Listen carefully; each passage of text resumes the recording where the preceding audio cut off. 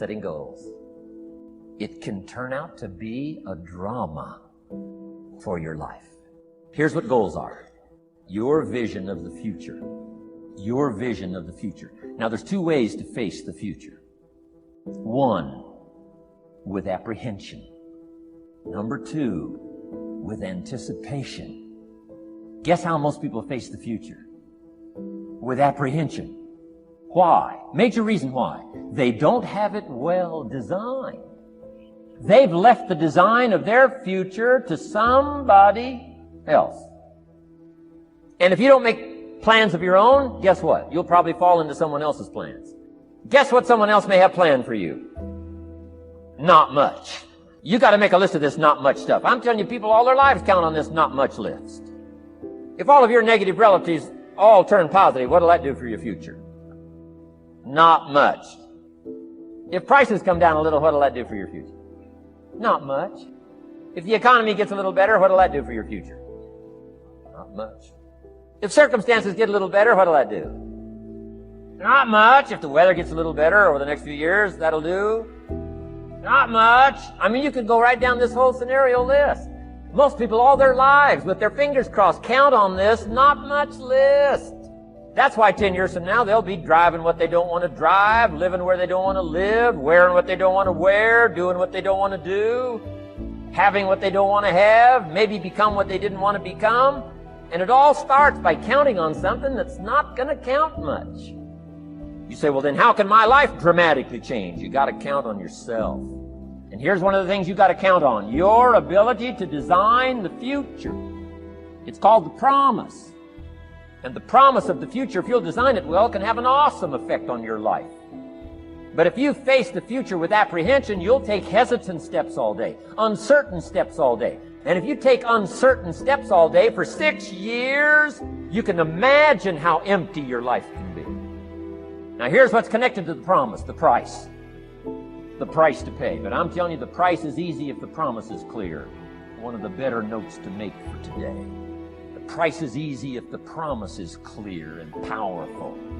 But the price seems almost too much to pay. Too much to get over. Too much to accomplish if the promise isn't clear, if the promise isn't powerful. I'm telling you, kids will pay the disciplines if they can see the promise. How to become wealthy and powerful and sophisticated and healthy and unique. That's the promise of the future. The price, a few simple disciplines practiced every day. We will pay the most extraordinary discipline if we can see the promise of the future, called setting goals. So I'm asking you to get a handle on the future.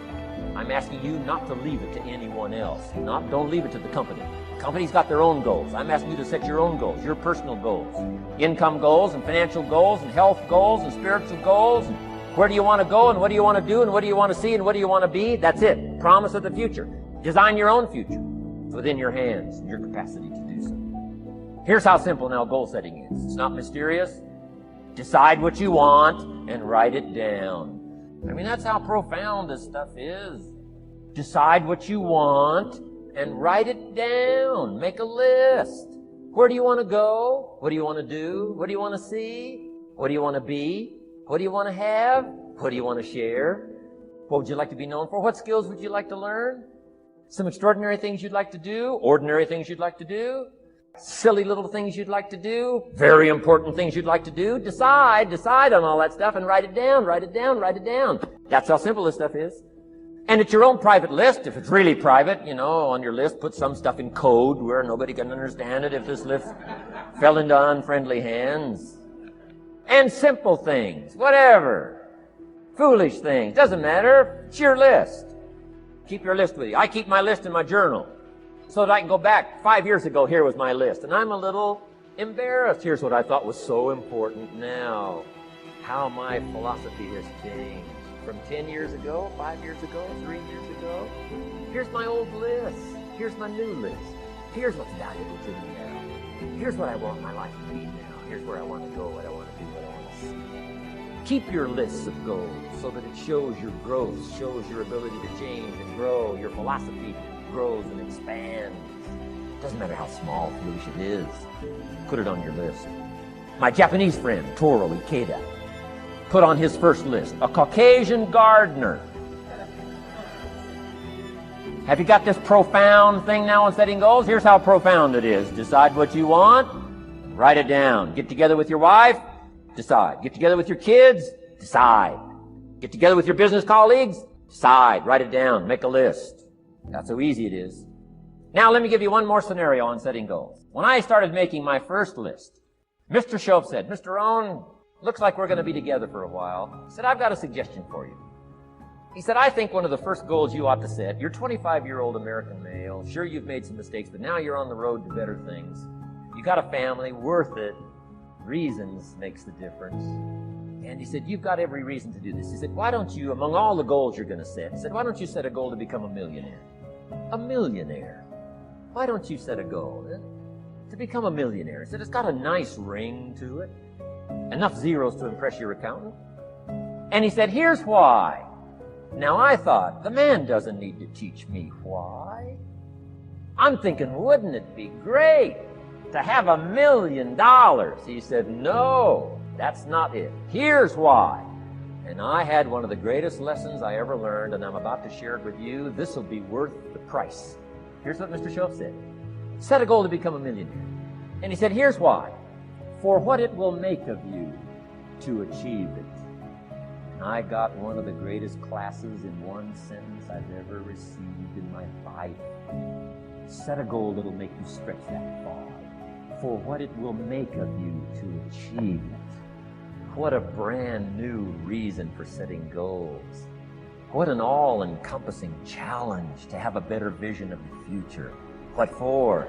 To see what it will make of you to achieve it. And here's why. The greatest value in life is not what you get. The greatest value in life is what you become. Major question to ask on the job is not, what am I getting here? That's not the major question. The major question to ask is, what am I becoming here? It's not what you get that makes you valuable. It's what you become that makes you valuable. So Shope said, set a goal to become a millionaire.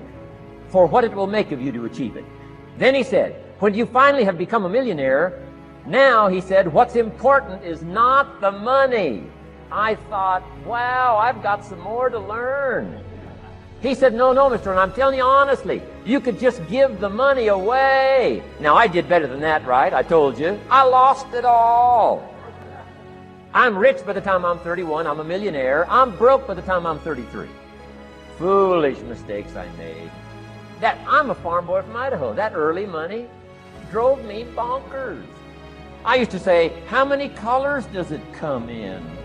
I'll buy them all. I went crazy over that first money. I just went crazy. And a few other mistakes. And by the time I'm 33, I'm broke. But what an experience that was. And I'm telling you, the man was right. When I finally was broke at age 33, guess what I discovered? My money did not mean that much. It represented only a fraction of all my assets. Shope said, once you become a millionaire, Mr. Rohn, you can give all the money away. Because he says, what's important is not the money. What's important is the person you've become. Now, let me give you the key phrase on setting goals. Set the kind of goals that will make something of you to achieve them. Always keep that in mind. What will this make of me? If I set this goal and go for it, not only will I achieve it, but what will it make of me in the process? What a whole new concept on setting goals. Now, there's two parts to this. Here's the first part now on this goal setting for what you become. Number one, don't set your goals too low. Interesting, we teach in leadership. Don't join an easy crowd. You won't grow. Go where the demands are high. Go where the expectations are strong so that it'll provoke you, push you, urgently insist that you not remain the same for the next couple of years, the next 5 years, that you'll grow and change. So don't set your goals too low. The guy says, well, I don't need much. Well, then you don't need to become much. Now, here's the last part on setting goals. Don't compromise. Don't sell out. There were some things I went for back in those early years that I paid too big a price for. If I'd have known how much it was going to cost me, I never would have paid, but I didn't know. Don't sell out. Ancient phrase says, count the cost. An ancient story says, Judas got the money. You say, well, that's a success story. No. It's true, 30 pieces of silver in those days was a sizable fortune. You say, well, if a guy's got a fortune, right, that's a success story. No, you don't understand. His name was Judas. Doesn't that ring a bell? Judas. You say, oh yes, Judas, the traitor. That's right, the traitor got the money.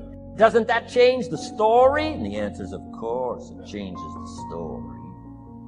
Interestingly enough, after Judas gets the money from becoming a traitor, he's got the money in his hot little hand, and now he's unhappy. Somebody says, well, if you had a fortune, how could you be unhappy? Well, he wasn't unhappy with the money. He was unhappy with himself. Key phrase, the greatest source of unhappiness is self-unhappiness. The greatest source of unhappiness doesn't come from outside. The greatest source of unhappiness comes from inside. And here's where the erosion starts, doing a little less than you could. That's where the beginning little infection of unhappiness starts, doing a little less than you can, not feeling that good about yourself. So don't let that happen. Judas is unhappy. He says, what'll I do? He says, oh, I'll just take the money back. Walked in where he got the money and said, here, take this money, I'm unhappy. They said, heck with you, Judas. We got what we wanted. You got what you wanted. Out. They threw him out with his money.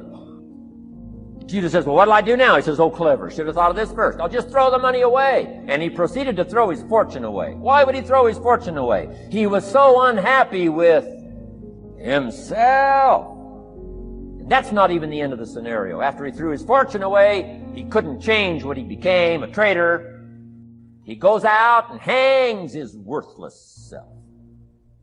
Why such a tragic end? Because he was so unhappy with himself. He sold out. He sold out. He paid too big a price. Ancient script sums it all up and said, what if you gained the whole world and it cost you your soul? Too big a price to pay if you got the whole world. Don't sell out. Don't compromise your values. Don't compromise your virtues. Don't compromise your philosophy. Here's the key word, beware. If Judas could speak back, he'd probably say beware. Two good words from ancient script. One, behold, the positive word.